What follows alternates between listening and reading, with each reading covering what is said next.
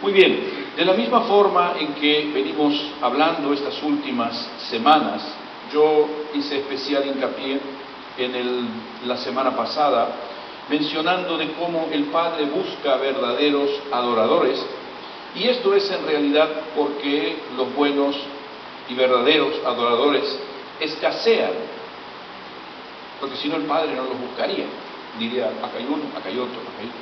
Pero la Biblia dice que el Padre los busca, y es porque escasean. Y yo creo que el problema que a veces encontramos es que no producimos buena adoración porque hay áreas de nuestra vida en las que no permitimos que Dios tenga el control. Entonces ofrecemos una adoración que no es verdadera, es una adoración parcial. En esta área de mi vida Dios, no, aquí yo hago como a mí me parece. Y lógicamente Dios dice, ok, pero no puede haber una adoración genuina, una adoración que me transforma, si Dios no gobierna todas las áreas de mi vida. Y está claro que uno debe iniciar por esto, y seguir hasta el día en que nos vayamos con el Señor, como cantábamos recién, cuando cantábamos Cuán grande es Él. El tema que yo quiero compartir hoy con vosotros es un tema muy delicado, y precisamente porque la mayoría de los cristianos evitan hablar de algunos temas. No, de este tema en la iglesia no tenemos que hablar. No, de este otro tema en la iglesia no tenemos más que hablar. Este es un tema tabú. Bueno, hoy vamos a tocar un tema tabú. ¿Por qué? Porque yo creo que el desconocimiento es amigo íntimo de la equivocación. Se lo repito. El desconocimiento es amigo íntimo de la equivocación. Cuando uno desconoce, lo más sencillo es que se equivoque. Y yo creo que si nosotros hacemos referencia a por así decir, dos de los pecados más repetitivos en la vida de la iglesia, hay dos pecados entre los tantos que menciona la Escritura, pero hay dos. Y es interesante que son las cosas de las cuales el mundo más habla y la iglesia menos habla. Porque no, ese tema no podemos hablar. Es interesante ver cómo cuando uno pretende establecer un diálogo sobre lo que la Biblia enseña sobre el sexo, no podemos hablar de sexo en la iglesia, el sexo es pecado. El sexo no es pecado. El sexo no es pecado. El diablo, ¿qué ha hecho con esto? Lo ha trastocado y ha creado de alguna manera un paradigma de pensamiento sobre lo que es el sexo. Pero no es esta la voluntad de Dios. En la Escritura está cómo funciona el sexo, cómo esto, cómo el otro. Pero hay otro tema que es el que yo quiero tratar hoy, y es el tema del dinero. Muchas veces, no, en la iglesia no hay que hablar de dinero. No podemos hablar de dinero. ¿Por qué no? Dígame si la mayoría de los escándalos que usted ha escuchado en la iglesia no tienen que ver con el sexo y con el dinero. ¿Sí o sí? Ah, no, pero de eso no hablemos. ¿Por qué no? Si es un peligro, ¿por qué no vamos a hablar de eso? Cuanto más oculto lo tenemos, más fácil vamos a pecar. Por eso yo quisiera que hoy pudiéramos juntos tratar específicamente este tema que tiene que ver con nuestra integridad y sabiduría en cuanto al manejo de nuestras finanzas. Y digo específicamente integridad y sabiduría por una sencilla razón. La Biblia dice que si a mí me falta sabiduría se la tengo que pedir a Dios, que Él me la va a dar. Pero yo no puedo esperar de Dios una sabiduría bíblica si no soy íntegro para con Él. No puedo obtener sabiduría de Dios si no soy íntegro con Dios. ¿Por qué? Porque Él busca verdaderos adoradores que lo adoren en espíritu y en verdad, para que yo pueda tener esa sabiduría que viene de Dios, Yo debo darle a Él total y plena libertad para que pueda conocerme, para que pueda guiarme, para que pueda corregirme, porque esto es lo que Dios promete para los que somos sus hijos.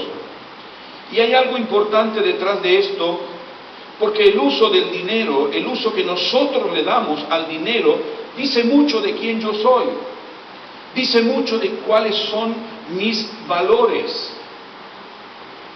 Es interesante descubrir que a veces en la iglesia escuchamos, no tenemos que hablar de dinero, pero hay más de 2.200 referencias en la Biblia al dinero y a las posesiones. No, pero de eso no tenemos que hablar.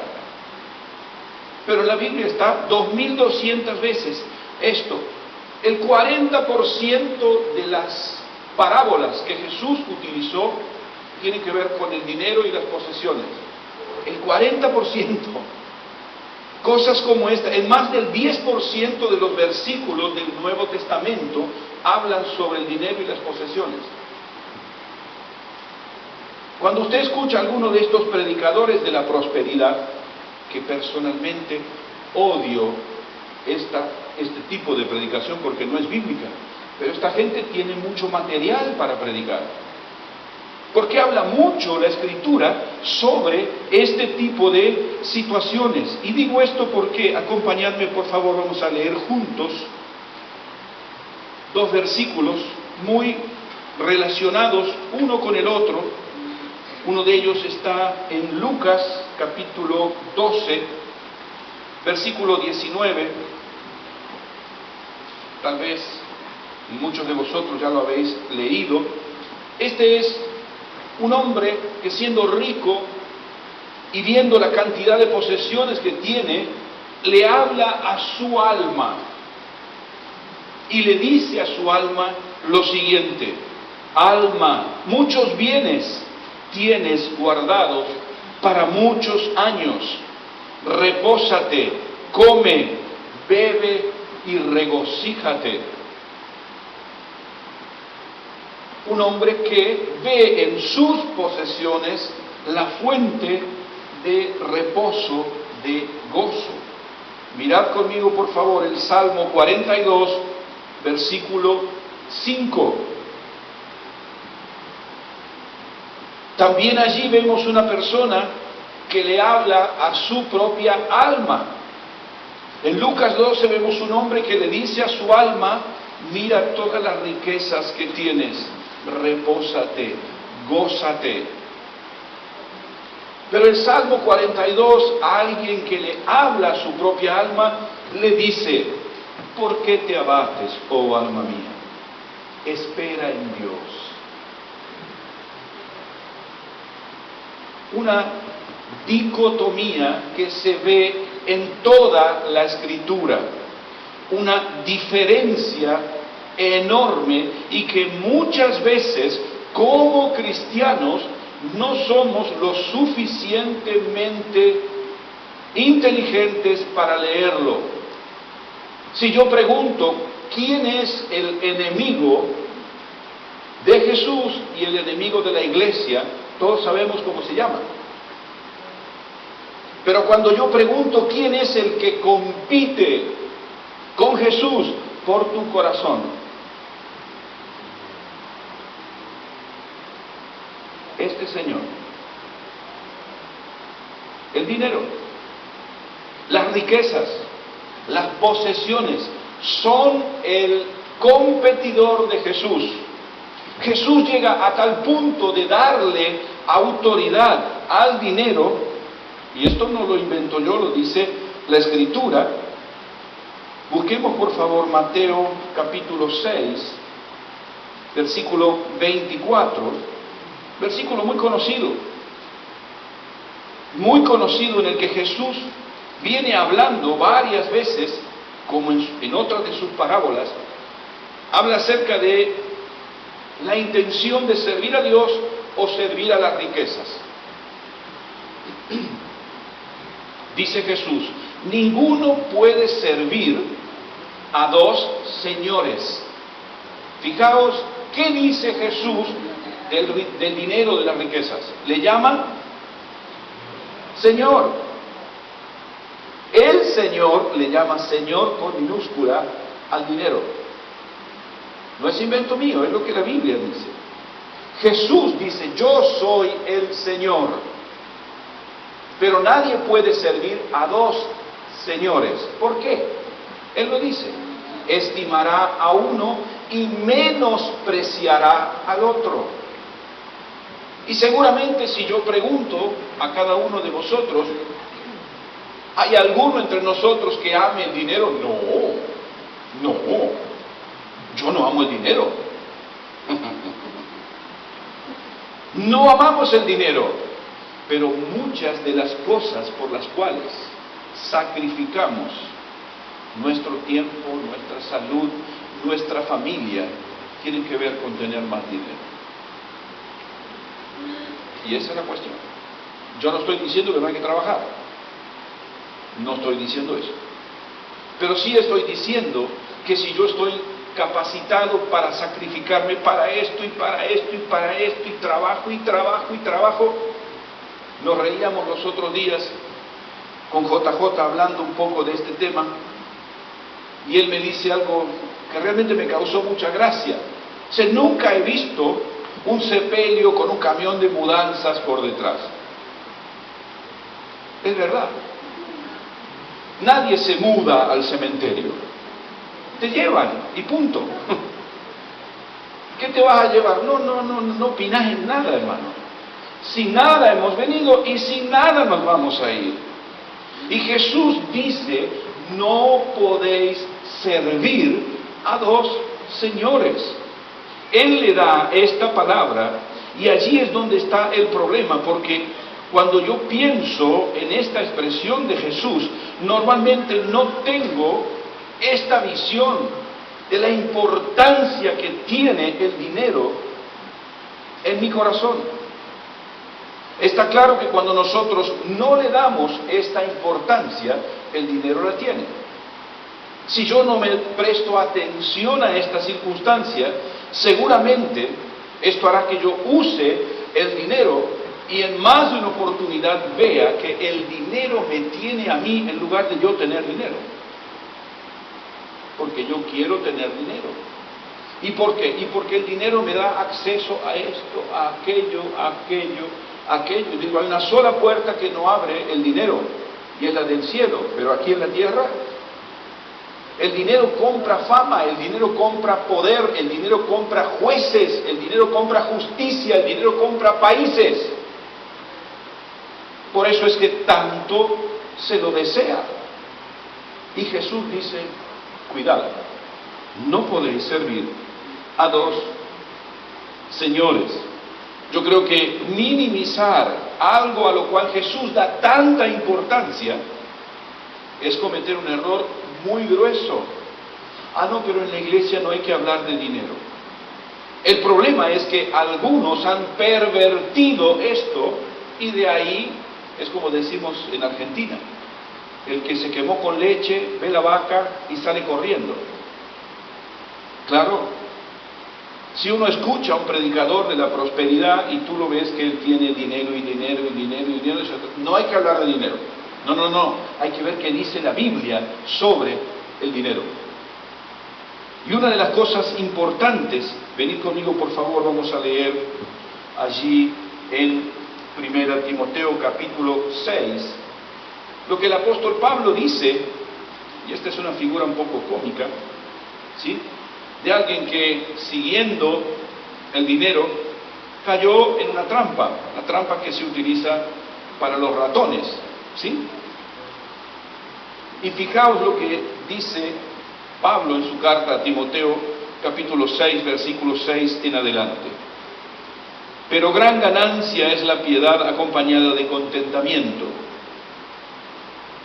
Seguramente, si yo pregunto y me pongo a hacer un censo entre las personas, no solo las que están aquí, las que están en las calles, y pregunto, ¿tú estás conforme con el nivel de vida que tienes?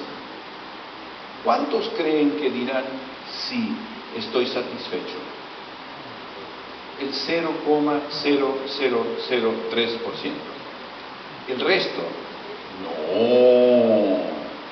yo aspiro a más, yo quiero más. Y mire lo que dice Pablo. Gran ganancia es la piedad acompañada de contentamiento, porque nada hemos traído a este mundo y sin duda nada podremos sacar. Acuérdese del sepelio con el camión de mudanzas por detrás. Así que teniendo sustento y abrigo, estemos contentos con esto. Y fijaos que dice en el versículo 9, porque los que quieren enriquecerse, ¿qué les sucede?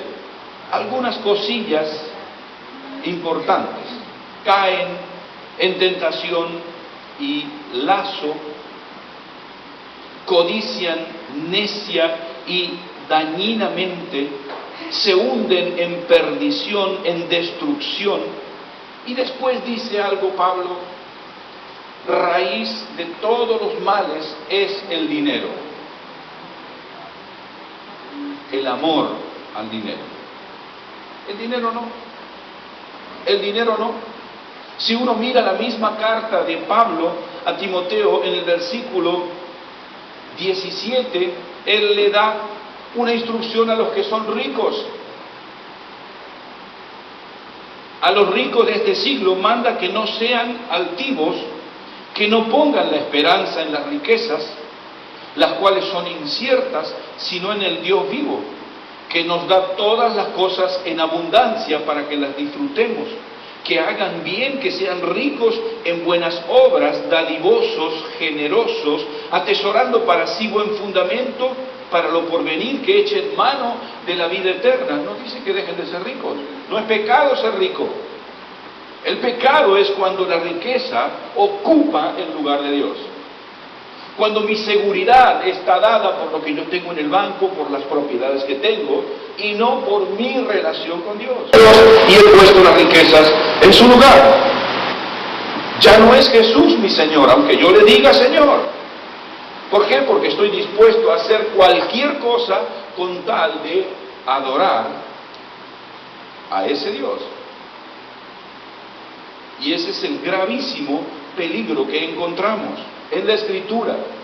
Si uno mira lo que continúa diciendo Pablo en el versículo 10, raíz de todos los males es el amor al dinero, el cual codiciando algunos cristianos, ¿qué hicieron?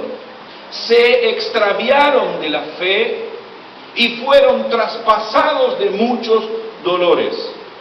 Y uno dice, yo quiero evitar esto. Yo lo quiero evitar. ¿Por qué? Yo no quiero ser traspasado de muchos dolores. Yo no quiero extraviarme en mi fe, perderme detrás del dinero. No quiero eso para mí. Y es por eso que yo encuentro en la Escritura lo que podemos llamar el antídoto. Fijaos, venid conmigo por favor nuevamente a Mateo capítulo 6, versículo 19 al 21. Es el mismo contexto de lo que estaba hablando antes. Mateo 6, 19 al 21. Lo que leímos recién era 6, 24. Ahora vamos a leer 6, 19, 20 y 21. Mateo 6.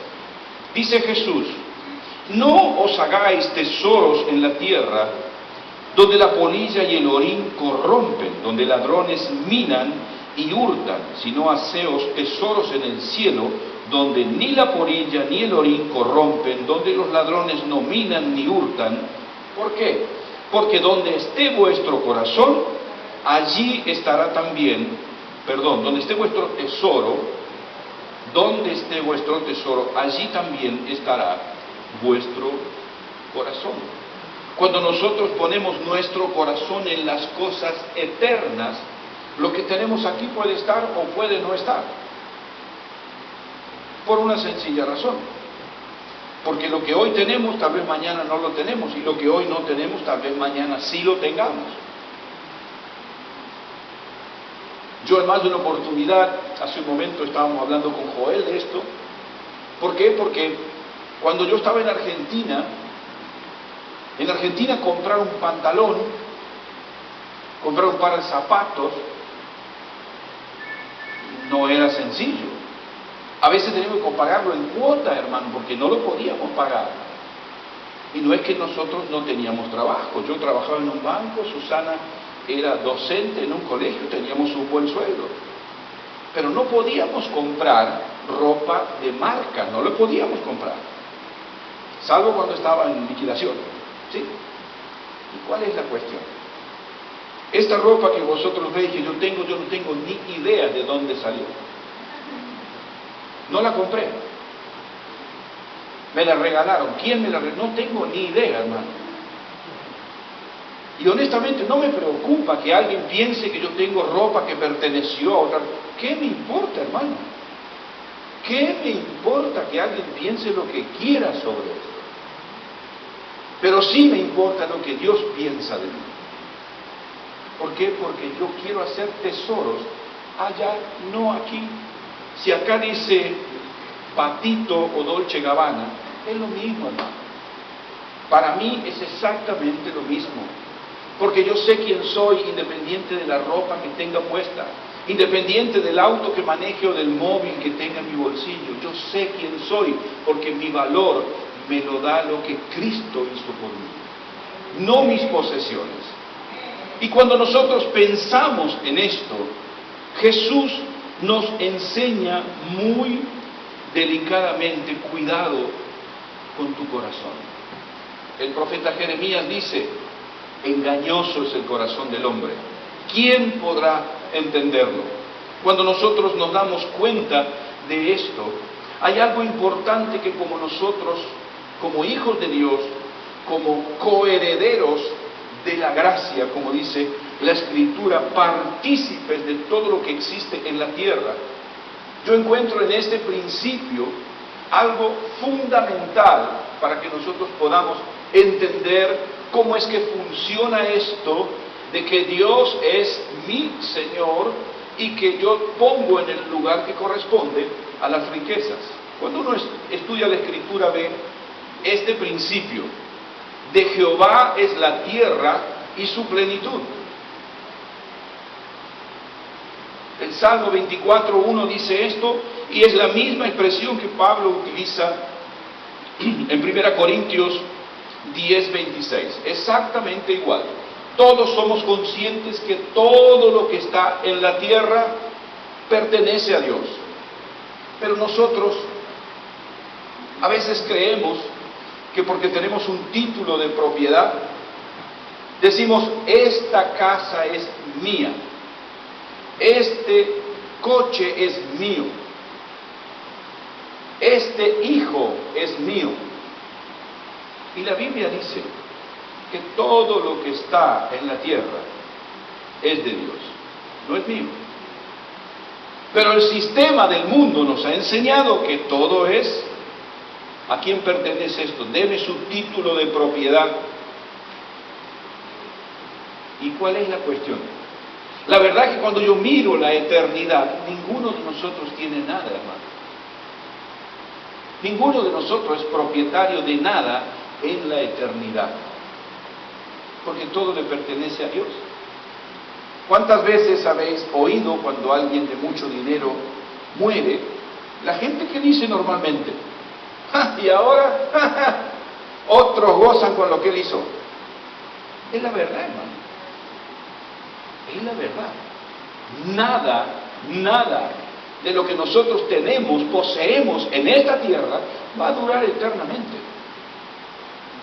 Y claro, pero mientras estuvo aquí, la pasó bien y todo esto, hermano, déjeme que le diga una cosa: como cristianos no podemos pensar eso, porque Pablo nos enseña: si mi vida, mi esperanza en Cristo es solo para esta vida, soy el más desdichado de todos los seres humanos.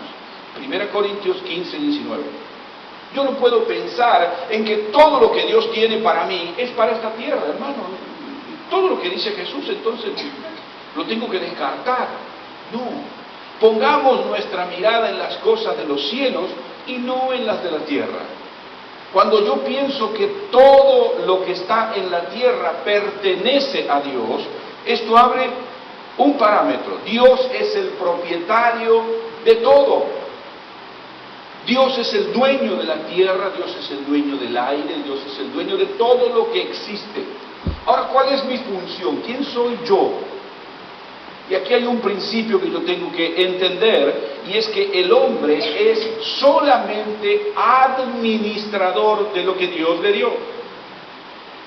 Dios lo forma al hombre en el jardín del Edén y le dice, tiene que hacer esto, tiene que hacer esto, tiene que hacer esto y tienes que hacer esto. Hay aquello allá, no. Esto no. Esto hace un propietario y le dice a su empleado, a su administrador, qué es lo que debe hacer y qué es lo que no debe hacer. Esto es lo que me enseña la Escritura desde el principio. Y aquí yo creo, sí, necesario que empecemos a ver mi perspectiva, cuál es la parte que a mí me corresponde si Dios es el dueño de todo lo que existe. Venga conmigo, por favor, a la Escritura y vamos a leer juntos Levítico 27:30. Allí la Escritura nos habla muy claramente de lo que significa. Recordemos que el Levítico es algo que Dios le dio a Moisés cuando aún estaban en el desierto, antes de entrar a la tierra prometida.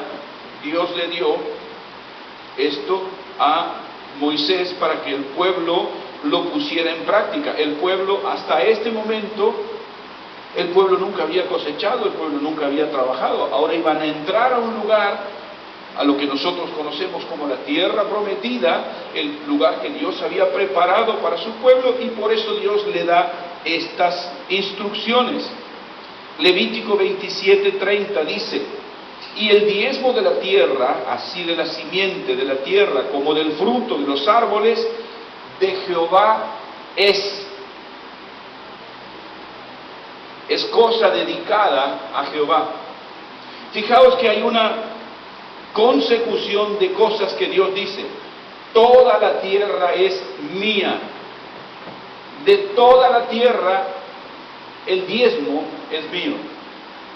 Esto significa que literalmente Dios me está proponiendo una sociedad en la cual Él, que es el dueño de todo, me dice, yo te doy para que lo administres, de lo cual el 10% es mío y el 90% es para ti.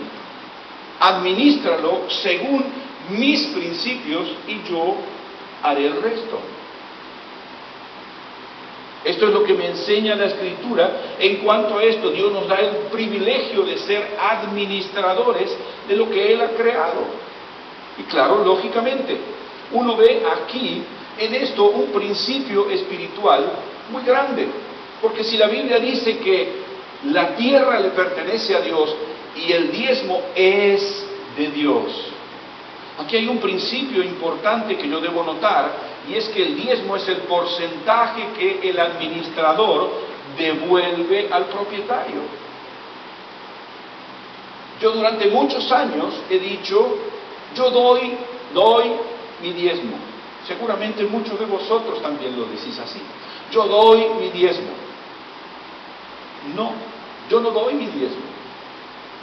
Porque si todo le pertenece a Dios, y Él dice, mío es el diezmo, yo no se lo doy, simplemente se lo devuelvo. Por eso Dios dice al pueblo en Malaquías, ¿en qué te hemos robado, Señor? En mis diezmos y ofrendas. Cuando Dios nos desafía a que nosotros administremos todo y el 10% es suyo. Si yo no lo doy, le estoy robando a Dios, pero yo no le estoy robando. Simplemente no lo he devuelto. Le pertenece, todo le pertenece a Él. Pero Dios establece esto como una base, un principio desde el cual yo empiezo a administrar todo conforme a su propósito. Y sobre este punto hay algunas cosas interesantes para aprender sobre el diezmo, y es el hecho de que algunos dicen que es algo que pertenece a la ley de Moisés, pero miren lo que dice Génesis 14, Allí vemos a Abraham volviendo de una batalla en la que había podido recuperar sus pertenencias. Génesis 14, 18 al 20 dice: entonces Melquisedec, rey de Salem y sacerdote del Dios Altísimo, sacó pan y vino. Lo bendijo diciendo: bendito sea Abraham del Dios Altísimo, creador de los cielos y de la tierra, y bendito sea el Dios Altísimo que entregó tus enemigos en tu mano. Mira lo que hizo Abraham. Abraham le dio los diezmos de todo lo que él había recuperado. El 10% se lo dio a este Melquisedec, que es el mismo Melquisedec que se cita después en el libro de Hebreos. Y si usted hace una cuenta más o menos de lo que leíamos en Levítico 27, esto es ya cuando el pueblo está por entrar a la tierra prometida, quiere decir que están los 40 años del desierto, los 400 años de esclavitud, cuando llegaron con Jacob ya anciano, todo el pueblo de Israel, está toda la vida de Jacob, toda la vida de Isaac y Abraham. Aquí Abraham dio el diezmo. 500 y tantos años después Dios establece eso como una regla para su pueblo. El diezmo no es del Antiguo Testamento, hermano, no es de la ley de Moisés, es de mucho tiempo, muy anterior a la ley de Moisés, sí del Nuevo Testamento, pero no de la ley de Moisés. Antes se mantiene esta enseñanza. El mismo Jesús en Lucas 11:42, cuando es consultado por los fariseos sobre esta enseñanza, él dice algo muy interesante. Lucas 11:42, veamos ahí por favor. La Escritura dice que los fariseos lo tentaban a Jesús, y él le dice: mas ay de vosotros fariseos, que diezmáis la menta y la ruda y toda hortaliza, y pasáis por alto la justicia y el amor de Dios. Esto era necesario hacer, sin dejar de hacer aquello. Nunca dice Jesús que no hay que diezmar. Dice: está bien que hay que hacer esto, pero no hay que dejar de hacer aquello. ¿Por qué? Porque los fariseos pensaban que porque daban su diezmo estaban correctamente delante de Dios. Y esta es un área de nuestra vida. No sirve de nada que yo dé regularmente mi diezmo si soy una persona que no quiere perdonar a quien me ha ofendido. No sirve de nada. Pero esta es un área en la que Satanás tiene mucho poder. Por eso la Escritura nos enseña sobre cómo combatir ese poder. Y fijaos lo que dice en la misma carta a los Hebreos, capítulo 8, donde el escritor de Hebreos 7, 8, dice: aquí ciertamente reciben los diezmos hombres mortales, aquí en la tierra, ¿sí? Nosotros damos nuestros diezmos y tenemos a JJ, que es el tesorero de la iglesia, que los recibe él. Él recibe los diezmos, él los cuenta, pero después continúa diciendo la Escritura: pero allí uno de quien se da testimonio de que vive. Yo nunca le doy el diezmo ni a la iglesia siquiera. Nunca le doy el diezmo a la iglesia. Siempre es para el Señor, porque es de Él. Después que se hace no es mi responsabilidad. Eso es algo que Dios le va a pedir cuenta seguramente a quien administra el dinero. Pero es importante esto porque sigue vigente en el Nuevo Testamento, y también vemos un principio para qué se utiliza. En el Antiguo Testamento el diezmo era lo que las demás tribus ponían para el mantenimiento de la tribu de Leví. Hoy por hoy no tenemos una tribu, pero tenemos una iglesia que funciona. Este micrófono no se compró con ayuno y oración. Sí, absolutamente no. El estar en este lugar es una bendición para nosotros, pero no es gratis. La iglesia utiliza el dinero que nosotros como cristianos damos, ¿para qué? Para cumplir lo que la Escritura nos enseña, que es llevar el Evangelio desde el lugar donde estamos hasta los confines del mundo. Y por último, nuevamente repito este concepto, como el diezmo es de Dios, no se da, se devuelve. Por eso Dios dice, ustedes me han robado, porque el diezmo siempre fue suyo. Él me da el 100 y me dice el 10% es mío. ¿Yo qué hago? Sí, Señor, es tuyo. Punto. Este es un principio importante para nosotros porque nos ayuda a ver cómo la Escritura me da esta posibilidad. Seguimos, por favor, viendo algunas otras cosas sobre el diezmo. Esto me lleva cuando nosotros tenemos esta parte que tiene que ver con lo espiritual, bastante en orden, viene de alguna manera lo que yo tengo que hacer con el 90% que Dios me da. Porque no porque yo sea fiel con el diezmo, eso significa que voy a saber administrar el 90% restante. Ahí es donde a veces surgen ciertas dificultades, porque la cuestión no es tener mucho, sino administrar bien lo que tengo. Hay personas que ganan 700 euros por mes y no tienen deudas. Y hay personas que ganan 5.000 y están hasta acá de deuda. Y tú dices, ¿y qué pasó? ¿Cómo es posible? Yo conozco muchos, cristianos estoy hablando, ¿sí? Y tú dices, ¿pero por qué? Primera pauta, mira hermano. Vive la situación real, no la que deseas. Es que yo tengo el derecho, no lo tienes. Si no tienes el dinero para comprarlo, no tienes el derecho de comprarlo. Perdóname. No podemos vivir en una nube porque tenemos derecho de comprar ciertas cosas. Si no tenemos el dinero, lo mejor es no comprarlo, hermanos.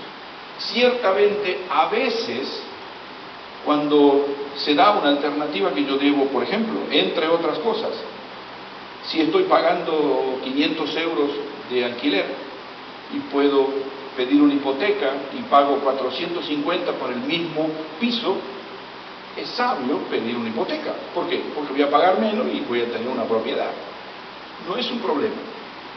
Pero yo he escuchado personas que piden crédito para irse de vacaciones, hermano.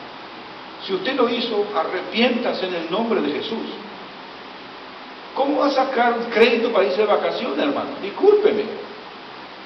¿Dónde hemos aprendido eso, hermano? Es que yo tiene el dinero, no tiene el derecho, hermano. Discúlpeme. No es posible que yo viva de acuerdo a lo que a mí me gustaría. Si no tengo, es mejor, es más conveniente y bíblico no adquirir deudas. Mire, usted sabe que yo siempre enseño esto sobre el tema de la ley del embudo, la importancia de la ley del embudo. Todos conocemos lo que es un embudo. Seguramente, quien más, quien menos, siempre hemos usado un embudo en nuestra casa.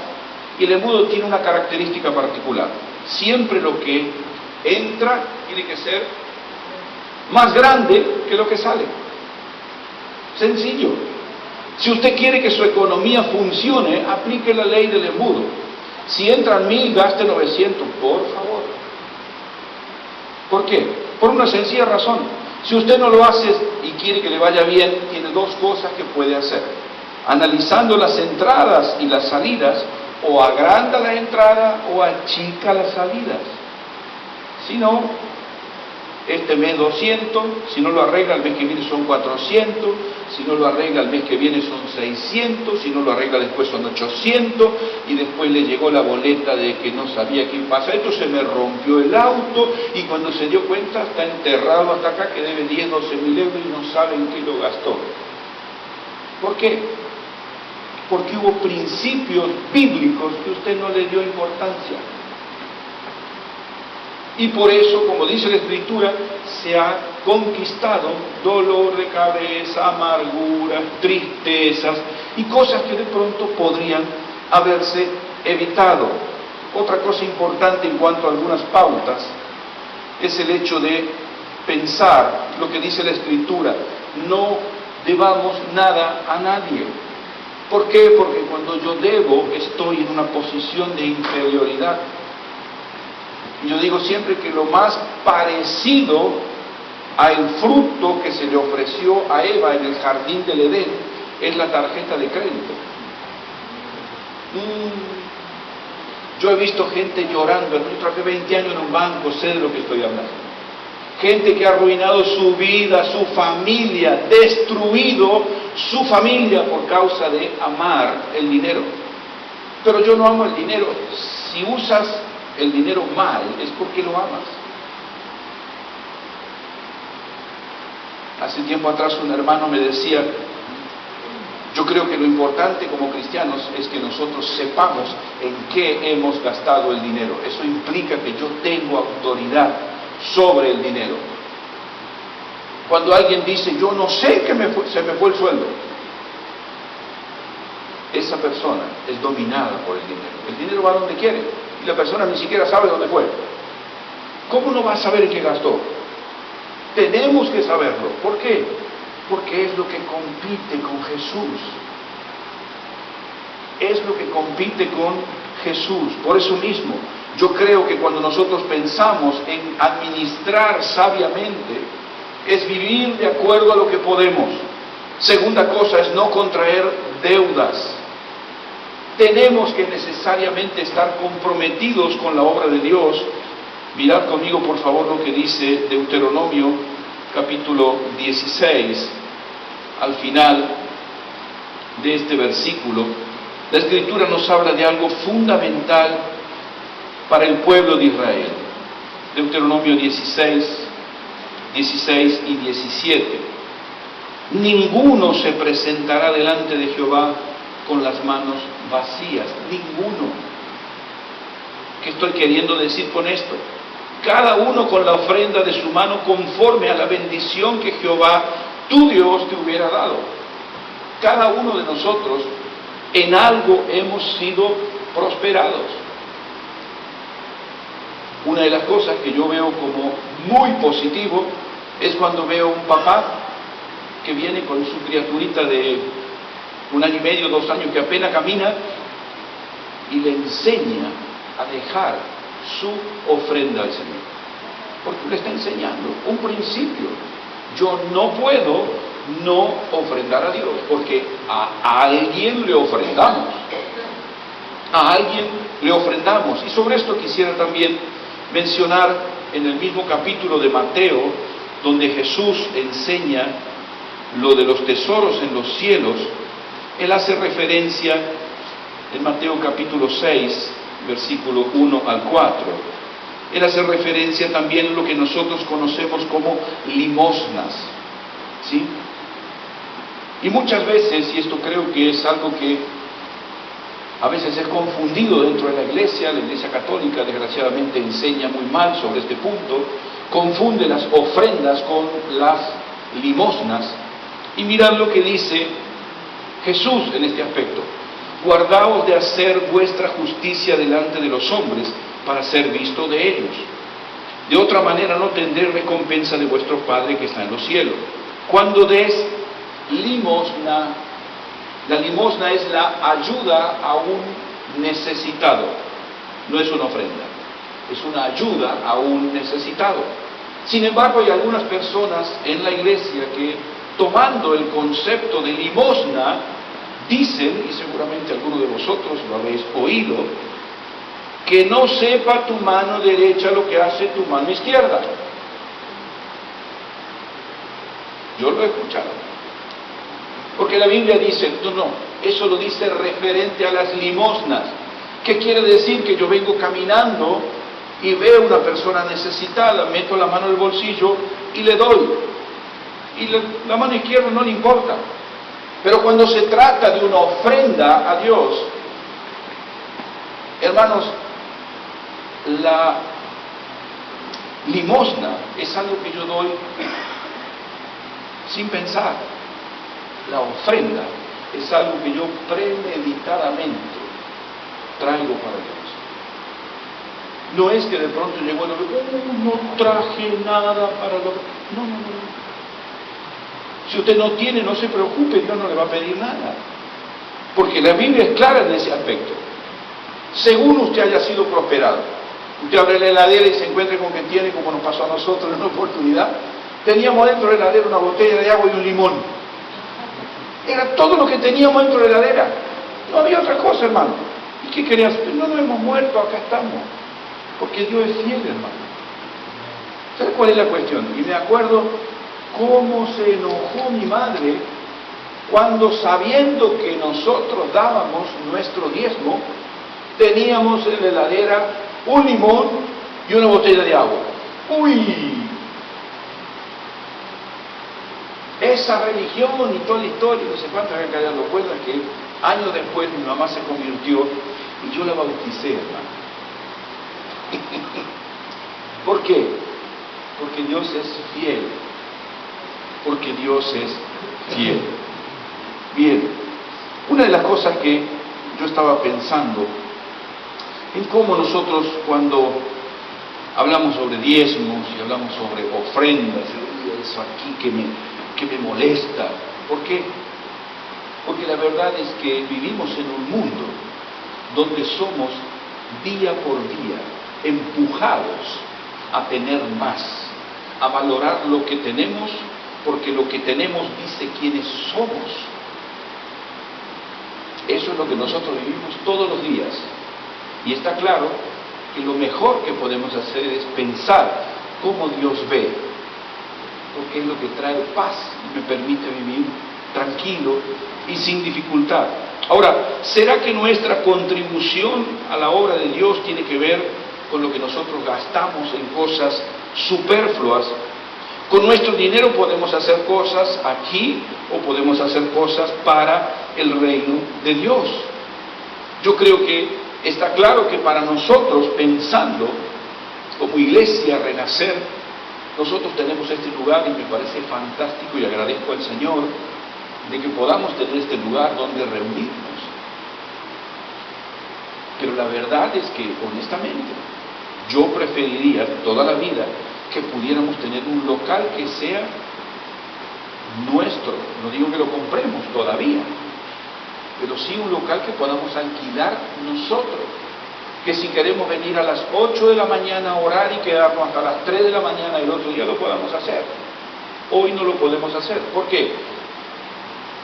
Porque nuestras finanzas no dan para eso. Porque no podemos. Yo traicionaría lo que vengo diciendo hasta aquí si de pronto diría, bueno, ahora entonces vamos a hacer esto, vamos a hacer aquello, no sé qué. ¿De dónde vamos a sacar? Ah, Dios proveerá. No. Tenemos que hacer las cuentas y saber si podemos, lo hacemos, y si no podemos, hasta que tengamos, vamos a esperar. Porque esto es lo que corresponde a una persona que administra como corresponde.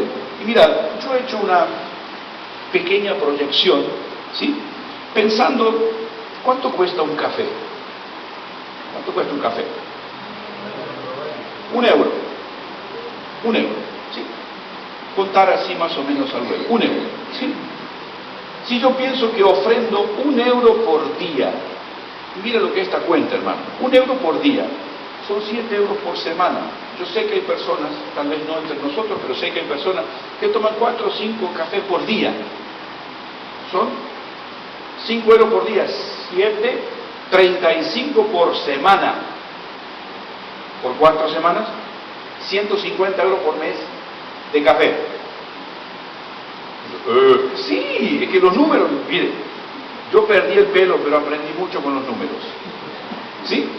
Si yo pienso que €1 por semana son 7 en la semana, y si sacamos más o menos cuenta entre nosotros, 50 personas, son 350 euros por semana, ¿sí o sí? Los 350 euros por semana, si los multiplicamos por 4, son 1.400 euros por mes.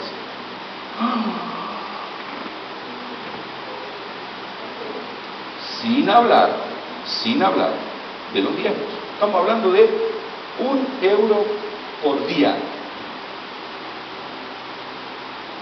Y nadie se va a morir por un café menos por día. Si usted no toma café, no se sienta culpable. Si toma café, un poquito. ¿Sí? ¿Cuál es la cuestión? ¿Por qué les doy este ejemplo? Porque es claro que si nosotros queremos dar un paso de adultez como iglesia, necesitamos crecer en muchas áreas, y una en la que necesitamos crecer, eso es lo que nosotros damos. No damos conforme a lo que podemos, y no estoy hablando de quien no tiene, estoy hablando de quien sí tiene. Esa es la cuestión. Y mi deseo no es que usted dé dinero para que yo me compre un auto nuevo. No. Si piensa eso, no entendió nada de lo que estamos hablando.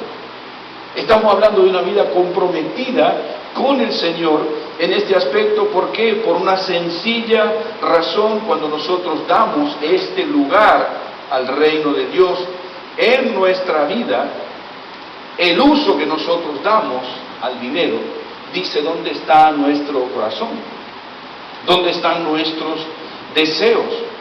Y aquí hay algo importante que tenemos que ver, porque si nosotros hablamos de restauración de todo lo que tiene que ver con nuestras finanzas, más que una técnica nueva, necesitamos una fuerte dosis de arrepentimiento como iglesia.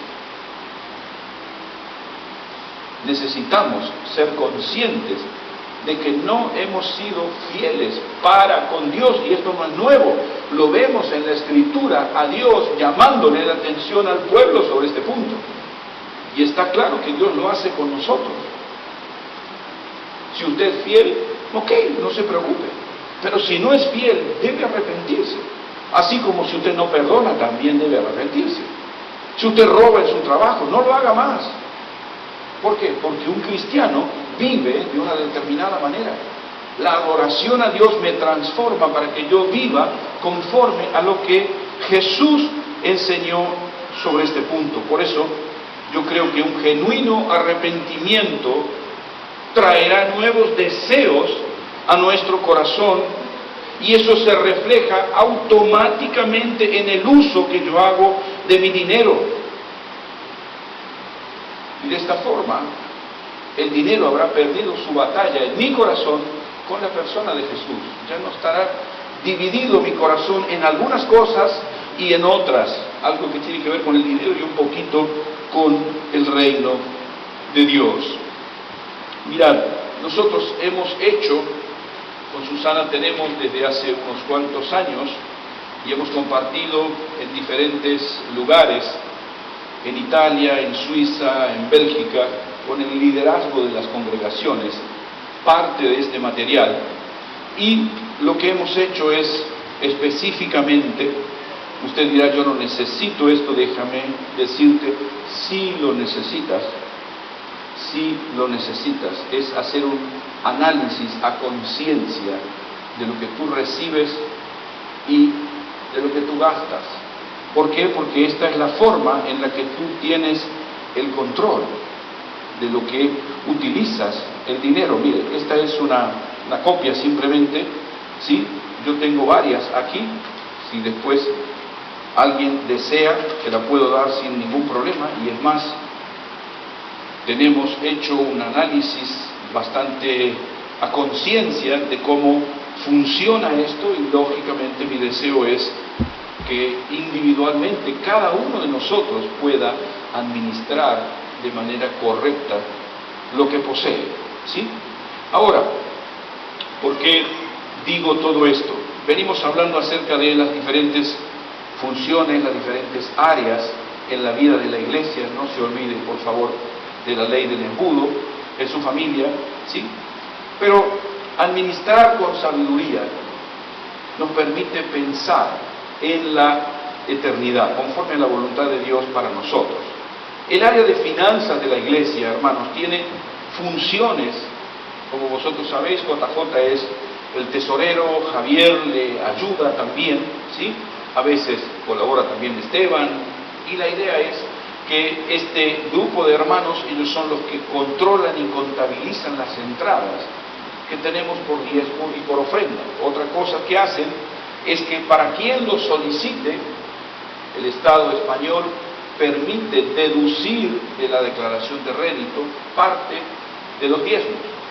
Esto es una cosa totalmente legal, y también es este sector de la iglesia que lo hace. También ellos autorizan a los responsables de los diferentes ministerios para los gastos que se necesiten hacer. Ahora, por ejemplo, los niños que estuvieron aquí, cada uno de ellos le hemos comprado un material, hemos gastado 300 y no me acuerdo cuánto de euros en las clases para la escuela dominical. ¿De dónde salió eso? ¿Quién lo pagó? Nosotros, con nuestros diezmos y con nuestras ofrendas. Ellos presentan a consideración de toda la iglesia cuando se trate de un gasto, como por ejemplo lo que yo mencionaba antes, de si vamos a alquilar un salón o no. No lo vamos a decidir 2 o 3 personas, lo vamos a decidir entre todos. ¿Por qué? Porque lógicamente esto hace parte de todo lo que decidimos como iglesia. Presentan 2 informes anuales, hemos presentado uno hace unos meses atrás y seguramente va a haber otro ahora en diciembre o en enero, y obviamente todo esto se administra según lo que el Estado español nos indique. Yo me gustaría, JJ ahora no está aquí, se ha ido con los niños, pero me gustaría sí que oremos por él, aprovechemos que no está para orar por él. Sí, aprovechemos, porque a veces realmente la tesorería es complicada porque hay gastos que hay que pagar y el dinero no está y es un peso para él. Sí, vamos a orar por él y vamos a terminar este tiempo en el que quiera el Señor hablarnos y poder poner también nuestra economía, nuestra administración en sus manos, porque esta es su voluntad para nosotros. Bendito Dios, te damos gracias, Señor, por la vida de JJ, Señor, gracias por su integridad. Gracias, Señor, por su ser una persona de bien, una persona honrada. Te damos gracias, Señor, por el privilegio que nos das de poder tenerlo entre nosotros. Bendecimos a él y en él bendecimos a Blanquita, bendecimos en el nombre de Jesús su vida, bendecimos su salud, bendecimos, Señor, en el nombre de Jesús su entrada y su salida, y oramos por esa sabiduría que viene del cielo, Señor, para que él pueda administrar económicamente todo conforme a tu perfecta voluntad para con la iglesia. Señor, ahora también quiero orar en el nombre de Jesús, Señor, por cada uno de nosotros como iglesia, como cuerpo tuyo, Señor. Dios bueno, porque es tu palabra la que nos habla. Y Señor, de verdad es que necesitamos una dosis de arrepentimiento genuino. Señor, porque no hemos sido fieles como iglesia, hablo. Tal vez hay entre nosotros gente que ha sido fiel y gloria a tu nombre, Dios, por ellos. Pero Señor, cuando miramos en general todos y cada uno de los que aquí estamos, Señor, tú nos has hallado infieles. Tú nos has hallado infieles. Y yo oro a ti, Señor, para que seamos conscientes, Señor, que no se trata de hacer o de no hacer, se trata de que tú seas el Señor y que nosotros solamente administremos aquello que tú nos das. Señor, venga tu reino a nuestra economía. Ayúdanos en el nombre de Jesús, Señor, a ser conscientes, Padre, que cuanto más oscuridad tengamos sobre este tema, más el enemigo gobernará, más el enemigo ejercerá su poder sobre nosotros. Pero tú has venido para que tengamos libertad, para que podamos disfrutar de todo lo que tú nos das. Señor, porque tus promesas son para nosotros aquí, hoy. Por eso oramos, Señor amado, en el nombre de Jesús, agradecidos, Señor, por lo que nos has dado hasta aquí. Y como cantábamos al principio, Señor, no podría estar ante ti y no escucharte cuando tú me hablas. Yo quiero, Señor, aprender como un niño a tus pies. Y oro a ti, Dios, para que del cielo venga esta comprensión para cada uno de los que aquí estamos. oramos a ti, Señor, agradecidos, en el nombre de Jesús. Amén.